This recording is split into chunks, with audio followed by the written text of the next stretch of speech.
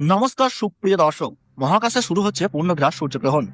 আকাশে যখন সূর্য ধীরে ধীরে আড়াল হয়ে যায়, আলো ফিকে হয়ে আসে আর প্রকৃতিতে নেমে আসে এক অদ্ভুত নীরবতা, তখন শুধু একটি জ্যোতির্বৈজ্ঞানিক ঘটনা নয়, বরং বিশ্বাস, শাস্ত্র, জ্যোতিষ ও বিজ্ঞানের এক অপূর্ব সমন্বয় আমাদের সামনে ধরা দেয়।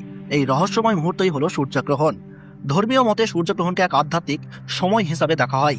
পুরাণে রাহু ও সূর্যের কাহিনী বহু যুগ ধরে প্রচলিত, যেখানে গ্রহণকে দেব অসুরের ঐতিহাসিক ঘটনার ফল হিসাবে ব্যাখ্যা করা হয়েছে।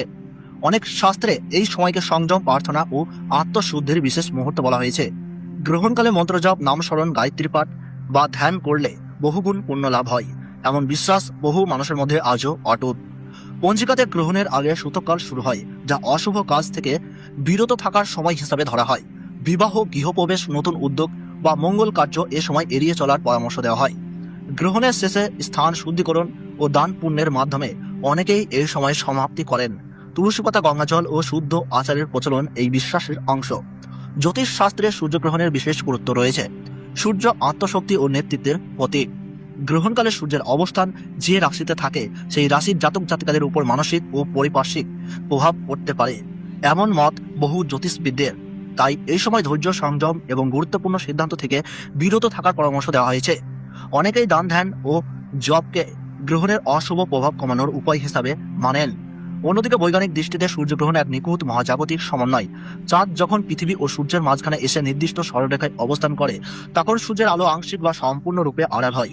এটি সম্পূর্ণ প্রাকৃতিক ও নিয়মিত বৈজ্ঞানিক প্রক্রিয়া। বিজ্ঞানীরা এই সময় সূর্যের বাইরের স্তর, আলো ও তাপের পরিবর্তন পর্যবেক্ষণের বিশেষ সুযোগ পান।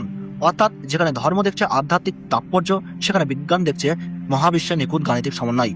সব মিলিয়ে সূর্যগ্রহণ হলো বিশ্বাস, জ্যোতিষ ও বৈজ্ঞানের এক অনন্য মিলন ক্ষেত্র, যা আমাদের মনে করিয়ে দেয় আমরা যেমন ঐতিহ্যের ধারক, তেমনি বিজ্ঞানের অনুসারীও।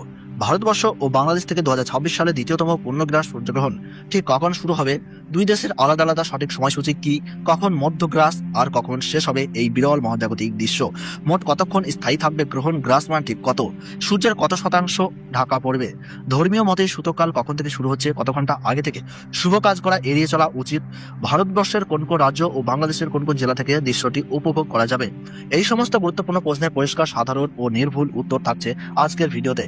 ভিডিওটি শুরু করার আগে অনুরোধ, ভিডিওটি লাইক করুন, আপনার এলাকার নাম কমেন্টে জানান। এমন গুরুত্বপূর্ণ আপডেট পেতে চ্যানেলটিকে সাবস্ক্রাইব করুন, পাশে থাকা বেল আইকনটি অন করে রাখুন, আর অবশ্যই শেয়ার করুন যাতে অন্যরাও এই বিরল ঘটনার সাক্ষী হতে পারে।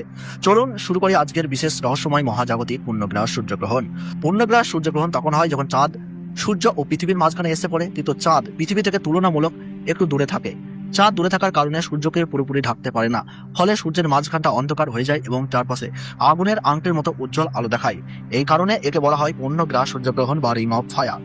গর্ভবতী মহিলাদের ক্ষেত্রে বলা হয় গ্রহণের সময় ঘরের ভিতরে শান্তভাবে থাকতে, ঈশ্বরের নাম জপ করতে এবং ধারালো জিনিস ব্যবহার না করতে, অযথা বাইরে যাওয়া বা আতঙ্কিত হওয়া এড়িয়ে চলা উচিত। শিশুদের গ্রহণ চলাকালীন ঘরে রাখা ভালো, খালি চোখে সূর্যের দিকে তাকাতে দেওয়া উচিত নয় এবং তাদের মনে ভয় সৃষ্টি করা থেকেও বিরত থাকা দরকার। সাধারণ মানুষের জন্য এই সময় সংযম ও প্রার্থনার মুহূর্ত হিসাবে ধরা হয়। জপ, ধ্যান ও দানকে শুভ কাজ বলে মনে করা হয়। নতুন কাজ, বড় সিদ্ধান্ত বা গুরুত্বপূর্ণ চুক্তি এড়িয়ে চলার পরামর্শ দেওয়া হয়। রাশিচক্র অনুযায়ী সূর্য যে রাশিতে অবস্থান করে, সেই রাশির জাতক জাতিকাদের বিশেষ সতর্ক থাকতে বলা হয়। তো ভারতবর্ষ ও বাংলাদেশ থেকে পূর্ণগ্রাস সূর্যগ্রহণ শুরু হচ্ছে ইংরেজি 12ই আগস্ট 2026 সাল, বাংলা 26শে শ্রাবণ 1433 সাল বুধবার। ভারতের সঠিক সময়সূচি অনুযায়ী সকাল 9টা 4 মিনিটে গ্রহণ শুরু হচ্ছে। মধ্যে সময় থাকছে বেলা 11টা 17 মিনিট এবং সমাপ্ত হচ্ছে দুপুর 1টা 28 মিনিটে। এবং বাংলাদেশের সঠিক সময়সূচি অনুযায়ী পূর্ণগ্রাস সূর্যগ্রহণ আরম্ভ হচ্ছে সকাল 9টা 34 মিনিটে, মধ্য সময় বেলা 11টা 47 মিনিট এবং সমাপ্তি হচ্ছে দুপুর 1টা 58 মিনিটে। মোট 4 ঘন্টা 24 মিনিট চলবে এই মহাজাগতিক দৃশ্য। গ্রহণের গ্রাস মান রয়েছে 1.038। সূর্যগ্রহণ শুরু হওয়ার 12 ঘন্টা আগে থেকেই শুরু হয়ে যায় সূতককাল। বাংলাদেশের প্রায় পুরো দেশ থেকেই এই গ্রহণ দেখা যাবে। ঢাকা, চট্টগ্রাম, কুমিল্লা, খুলনা, রাজশাহী, বরিশাল, সিলেট, রংপুর ও ময়মনসিংহের অধিকাংশ জেলা থেকেই সূর্যগ্রহণের উল্লেখযোগ্য অংশ আচ্ছাদিত হতে দেখা যাবে। ভারতের পূর্ব ও উত্তর পূর্বাঞ্চল সবচেয়ে বেশি আকর্ষণীয় পর্যবেক্ষণ এলাকা। পশ্চিমবঙ্গের কলকাতা, হাওড়া, শিলিগুড়ি, আসানসোল, মালদহ, দুর্গাপুর, মুর্শিদাবাদ এবং জলপাইগুড়ি থেকে গ্রহণ স্পষ্টভাবে দেখা যাবে। আসামের গুয়াহাটি, শিলচর, ডিব্রুগড় অঞ্চল থেকেও সূর্যের বড় অংশ ঢাকা পড়া দৃশ্য উপভোগ করা যাবে। ত্রিপুরা, মেঘালয়, মণিপুর, নাগাল্যান্ড এবং বিহারের পূর্বাঞ্চল থেকেও গ্রহণটি উল্লেখযোগ্যভাবে দৃশ্যমান হবে।